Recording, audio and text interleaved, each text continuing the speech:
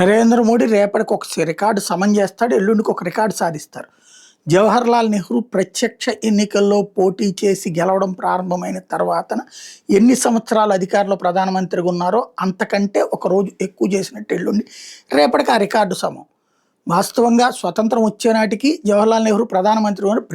Britain ప్రభుత్వం నియమించిన ప్రధానమంత్రిగా ఉన్నారు.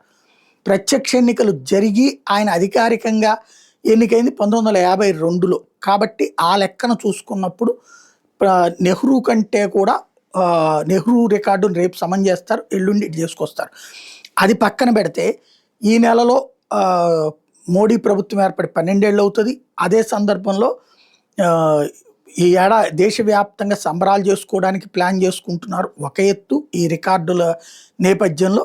ఇంకొకటి ఏదైతే క్యాబినెట్ పునఃవ్యవస్థీకరణ, కొంతమంది మంత్రుల్ని తీయడం, కొంతమంది మంత్రులు రాష్ట్రాల వాళ్ళని తెచ్చుకోవడం, ఇక్కడ ఉన్న వాళ్ళని పంపించడం, ఇది ప్లాన్ చేస్తున్నారు. అయితే ముఖ్యమంత్రుల మార్పు కూడా జరుగుతుందన్న ప్రచారం జరుగుతుంది. రాజస్థాన్, మధ్యప్రదేశ్లో ముఖ్యమంత్రులు మారుస్తారని.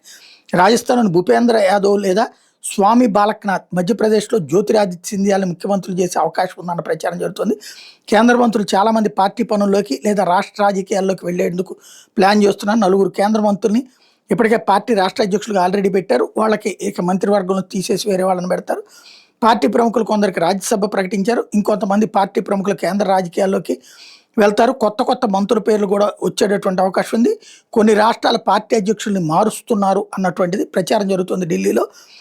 ప్రభుత్వంలో పెర్ఫార్మెన్స్ సరిగా లేని దాదాపు 10 నుంచి 12 మంది కేంద్ర మంత్రులకు ఉద్వాసన బలికి, వాళ్ళలో ప్రముఖంగా ధర్మేంద్ర ప్రధాన్, హర్మేందర్ పూరిల పేర్లు పెద్ద సంఖ్యలో వినబడుతున్నాయి పరిస్థితి అక్కడ.